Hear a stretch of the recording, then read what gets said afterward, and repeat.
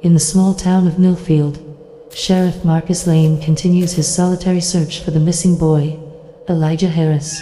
He arrives in the woods on the outskirts of town to investigate the spot where the child was last seen, but finds no signs of Elijah. As he takes a moment to rest by the empty, frozen lake, a strange sound suddenly erupts. When it fades, Elijah Harris miraculously appears in the middle of the lake, alive and well. Despite 27 years having passed, Millfield maintains its quiet existence as Frank Delacroix, the warden of the infamous Millfield Correctional Facility, prepares to retire after 30 years of service. On his final day, Delacroix makes breakfast for his blind wife, kisses her goodbye, and leaves but never arrives at the prison. Instead, he drives to a wooded lake, ties a rope around his neck, attaches it to a tree, and steps on the gas pedal, sending his car off the cliff. Millfield maintains its quiet existence as Frank Delacroix, the warden of the infamous Millfield Correctional Facility, prepares to retire after 30 years of service. On his final day, Delacroix makes breakfast for his blind wife, kisses her goodbye, and leaves but never arrives at the prison. Instead, he drives to a wooded lake, ties a rope around his neck, attaches it to a tree, and steps on the gas pedal, sending his car off the cliff. Angela Monroe, the deputy warden set to replace the late Delacroix, arrives at Millfield Correctional Facility, where she familiarizes herself with the prison's history. She learns that all previous wardens have met strange ends and none lived to old age. Her primary concern is that Millfield is severely overcrowded and prisoners are even being housed in the gym. Officer Carl Benton informs Angela about Block F, which was closed after a fire in '87 but could be reopened to accommodate more inmates if cleaned up. He is tasked with inspecting the abandoned block. Upon entering the old wing, Benton cuts the rusty lock and discovers fresh footprints in the thick layer of dust. Following the tracks, he finds an iron door leading to a maintenance section. Struggling, he opens an old hatch and, while retrieving his wallet, notices a chair and a can of cigarette butts at the bottom. This raises his suspicions. Suddenly, a man locked in a cage stares at him from the shadows. Startled, Benton quickly exits the well. An emergency inspection begins at Millfield, but all inmates are accounted for, leaving everyone perplexed about how an unregistered boy could be in the prison. The boy, brought to the interrogation room, does not respond to the officer's questions. Benton takes him to the shower and then returns to the basement to gather evidence. The key piece, a can of cigarette butts, is sent to Angela's office. Comparing them with those of her predecessor, she realizes that it was Delacroix who held the boy captive. There is no information about the boy in any official records, nor any fingerprints or data matching missing persons. Angela fears that this incident could tarnish Millfield's reputation and ruin her career, prompting her to instruct everyone to remain silent about the discovery to avoid raising red flags. This situation unnerves Benton, who knows the horrific things that can happen in prison and suspects the boy might simply be eliminated. Angela Monroe personally interrogates the mysterious boy. For the first time in ages, he speaks, saying Elijah Harris's name. However, the local guards confirm that this isn't the boy's true identity. It belonged to someone else from Millfield. Meanwhile, in Chicago, Elijah Harris is now a successful lawyer specializing in death penalty cases. After losing a trial, he visits his death row client for the last time, recalling the day Sheriff Marcus Lane found him on the lake. Everything before that moment has been erased from his memory. Angela studies Elijah's file and decides not to involve the lawyer in the convoluted case. Her deputy supports this decision and suggests placing the mysterious prison boy with a dangerous criminal to quickly resolve the matter. Overhearing their conversation, Benton anonymously calls Elijah Harris to inform him about the boy locked in a cage who speaks his name, warning Elijah that the boy may soon meet a grim fate if he doesn't come. Days later, Elijah returns to Millfield, where residents recognize him and still blame him for his father's death. The familiar streets trigger memories of the day Sheriff Marcus Lane found him on the lake, but everything prior remains a blank. Elijah's adopted mother, Lorraine, initially doesn't recognize him due to her failing health, but the new Sheriff Marcus immediately identifies Elijah. Meanwhile, the mysterious prisoner sits quietly in his cell. Using his mental powers to entice a mouse to a trap, Elijah heads straight to the prison. Angela invites him into her office, calling the phone call a prank and assuring him he can safely return to Chicago. But Elijah knows this is a lie. He locks eyes with Benton on his way out, and both men recognize each other. As night falls, Benton monitors the security footage and suddenly realizes that the new prisoner's cell is empty.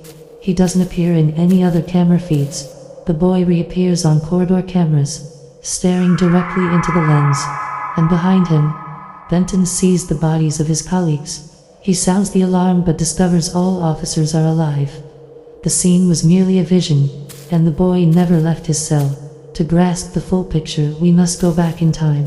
Millfield has always been a strange place, riddled with events that sent chills through the inhabitants. No home remained untouched by fear. To learn more about the boy, Elijah visits the former warden's widow. Not revealing his identity, he requests her help, and she happily shows him her husband's office. However, upon discovering his identity over the phone, she asks Elijah to leave. Feeling insulted, Benton visits the silent boy to collect an untouched food tray and tries to understand the vision he had. But the boy remains mute. The sheriff learns about Delacroix's mysterious prisoner and shares with Angela a bizarre incident from 30 years prior. Back then, he had pulled over Delacroix's car, during which Delacroix claimed to have captured the devil himself, locking him in a cage. Marcus believes that releasing the boy will cast a shadow once more over Millfield.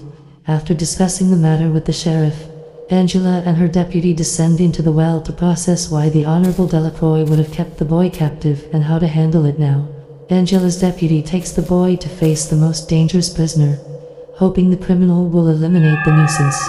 Initially, everything goes according to plan, but the boy does not react to the prisoner's provocations, merely asking to be left alone, assuring that it would be best. In a bar that evening, Benton's group arrives, and Elijah discreetly slips Benton a note asking him to call that night. They manage to meet, and Benton informs Elijah that he hasn't known the boy's whereabouts in 2 days.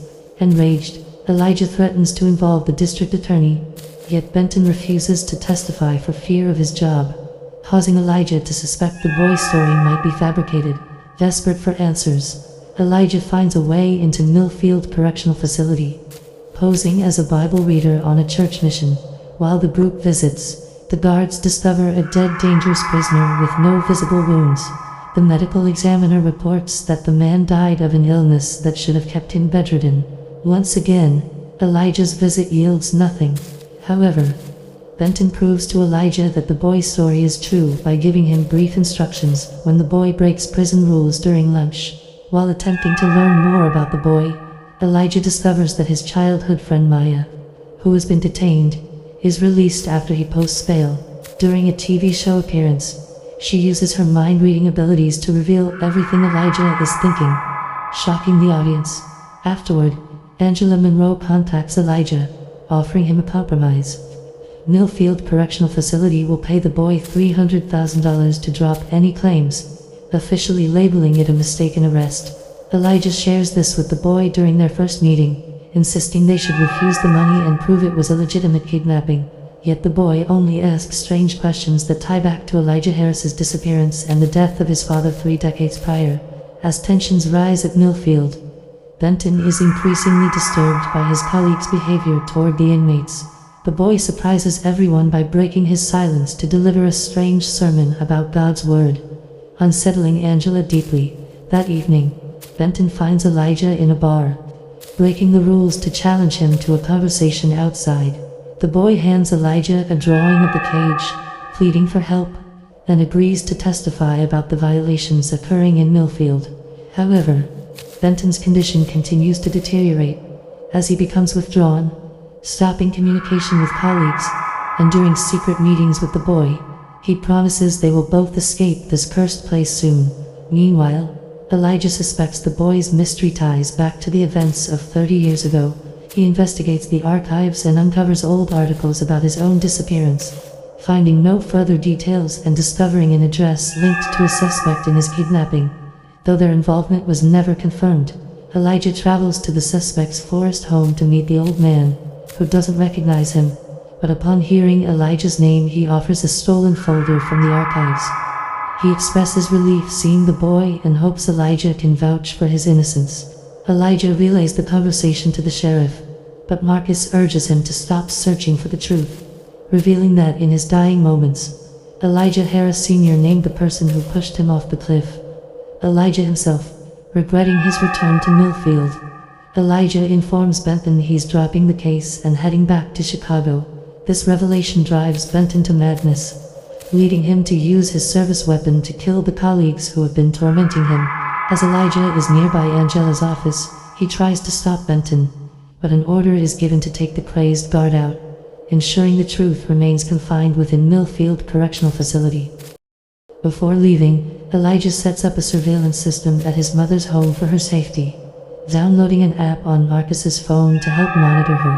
However, plans change when he learns that his client has been released, yet has nowhere to go. Elijah takes the boy to a doctor, but the clinic refuses him admission, citing no serious problems. Maya offers to help. She invites the boy to stay in her studio while Elijah figures out the next steps. They lock the boy in for safety, but he sneaks out at night, drawn to a home where a birthday party is being held. The atmosphere drastically shifts to screams and cries instead of laughter.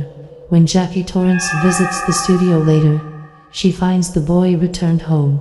Meanwhile, Elijah and Lorraine attend a bridge dedication for Sheriff Marcus Lane, marred by Lorraine's sudden jump into the water. Oblivious to who was before her, Jackie desperately calls Maya about a strange boy on the roof who won't come down. As Maya climbs up, she senses something strange. Realizing she can hear the cries of millions from Millfield's past, rushing back to inform Elijah seems fruitless, but he allows the boy to stay, seeking a different accommodation for him. Elijah leads the guests to his father's garage, where the boy eerily plays a melody once played by Elijah's late father. Later, Marcus, overwhelmed by guilt regarding Lorraine, resolves to remove the plaque dedicated to him. When he notices a notification about someone in the house, he rushes home only to find the boy, the same child Frank Delacroix called the devil, waiting there unchanged. Marcus raises his gun but the boy stops him, promising to restore Lorraine's sanity. While Elijah deals with the memories of his father, the boy rummages through his father's belongings, discovering an old video camera with footage of Elijah Harris Sr., recounting how a teenage boy named Elijah Harris knocked at his door, claiming to be his adopted son. Thinking the boy was sent by the devil, Harris Sr. locks him away. Elijah shows Maya the tape, but she dismisses it as the product of an old man's imagination. They decide to confront the boy, but another fire at the shelter leads to his transfer to the station. When they meet, the boy insists he urgently needs to return to the woods with them, drawing the police's attention as they agree to release him under supervision. Except Maya ingeniously escapes to rush the boy to the woods, looking to uncover the truth. The boy runs deeper into the forest, and as Elijah and Maya chase him down, he suddenly halts, caught between worlds. He allows Maya to read his thoughts, revealing vivid scenes of past tragedies. As she witnesses the memories, Benton appears, prompting the boy to flee deeper into the woods. Amid the chaos, a gun accidentally fires, and Maya falls, closing her eyes and asking for help to the boy. Something bizarre occurs, as Elijah sees the various souls lost in the forest, and suddenly finds himself alone in a wintry setting again. Running to the cliff, he observes Sheriff Marcus Lane finding the boy and calling him Elijah Harris. The boy, finishing his story, explains that for days he sought a way back to his world but failed, eventually being found and imprisoned by Frank Delacroix, who spent 30 years waiting for higher directions but lacked the courage to end the boy's suffering. Now, the boy requests Maya's help to convince Elijah to return to the woods and find the portal needed to restore everything. Maya shares this with Elijah. The following day, while Elijah looks for his son, the police detain him on suspicion. Angela Monroe visits Maya, handing her a figurine that appeared as a warning from the prisoner. But as Angela leaves, a prison bus crashes into her, confirming her intuition. Following this, the police locate the boy and take him in. but he quickly manipulates the situation to be locked in the same cell as Elijah. From there, he incites the prisoners to stage a riot, ensuring all guards are eliminated. The two boys traverse the empty prison corridors, and the boy urges Elijah to join him in the woods. When they fail to reach a consensus, he wields a gun, forcing compliance as they venture to familiar territory. Elijah remembers the day he pushed his father off the cliff deliberately to protect himself and Lorraine from the tyranny of the madman. Distracted for a brief moment, Elijah seizes the opportunity to disarm the boy, confronting the true nature of the boy staring back at him. The essence of true evil. A year passes with Elijah returning to everyday life but now shunning his former role of defending criminals. He instead manages land issues. He remains in Millfield, residing in his parents' home while frequently visiting their graves, alongside one special secret location, the abandoned Millfield Correctional Facility, where he continues feeding his captive prisoner. Unlike Frank Delacroix, Elijah doesn't linger by the cage to engage with the boy, uncertain of whether his actions are justified. Meanwhile, centuries prior, a group of French settlers struggled in a land of famine. Believing an angel guided them, the leader's daughter, AMD, tries to inspire rebellion but is exiled. The couple wanders woods until drawn to a miraculous sound leading them to salvation. AMD returns, claiming miraculous aid, leading to a bizarre cult formation demanding sacrifices to ensure their power across time. At present, in the 400th anniversary celebration of Millfield, the local pastor presents a statue of the angel, echoing a time when AMD had similar experiences. As the villagers fall into a trance, the boy, now taking on the angel's appearance, leads them under mind control. Selected cohort works to disrupt the ceremony, yet they are too late to stop the transformation into sinister entities. With chaos unfolding, the statue shatters as psychical powers wane, awakening the villagers to horror. Joy, a willing vessel for AMD's resurrection, attempts to flee, grabbing a dagger before a burning revelation sets fire to the town's supernatural elements, while plunging the boy into error once more. With news of Elijah Harris missing again trailing through Millfield, the chaos continues, forever entwining the past with the present.